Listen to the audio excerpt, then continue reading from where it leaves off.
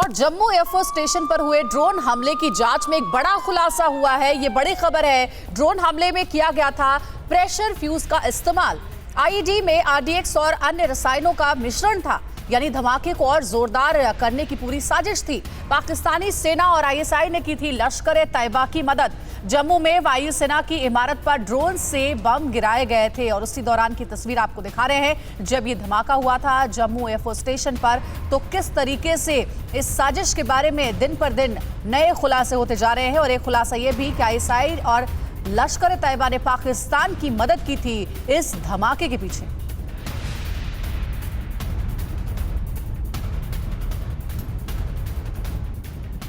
और वहीं उत्तर प्रदेश को दहलाने की साजिश नाकाम हो गई है। लखनऊ के काकोरी से अलकायदा से जुड़े हुए 2 आतंकियों की गिरफ्तारी हुई है।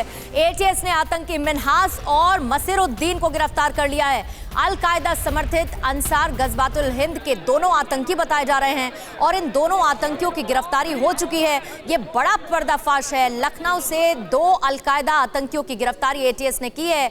एक का नाम मिन्हास बताया जा रहा है, जिसकी तस्वीर भी इस वक्त आप देख रहे हैं, और साथ ही एक और आतंकी। अल-कायदा से ताल्लुक इनका उत्तर प्रदेश को दहलाने की इनकी साजिश थी, जिसे नाकाम कर दिया गया।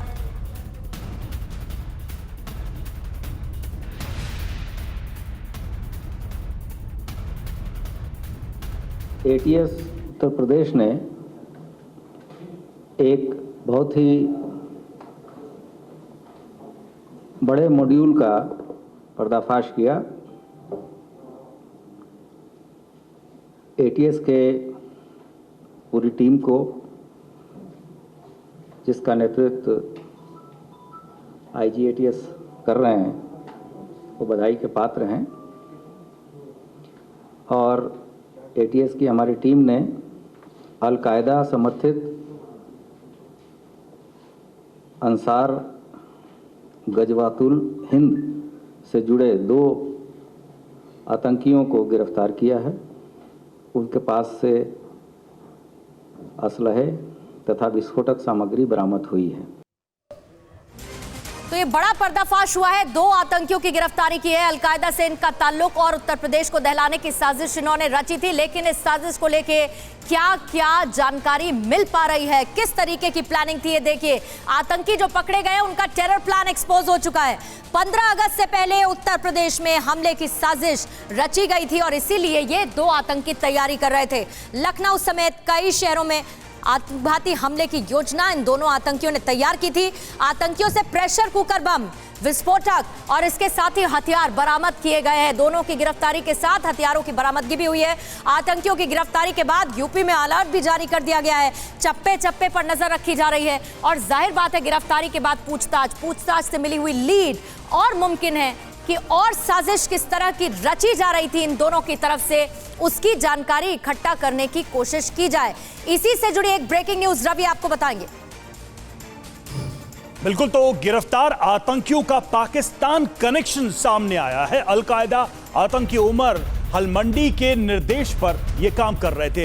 पाकिस्तान अफगानिस्तान बॉर्डर से आतंकी गतिविधियां चलाता है उमर हलमंडी, और ये बड़ी जानकारी निकल कर आ रही है कि हलमंडी के निर्देश पर ही ये लोग ऑपरेट कर रहे थे।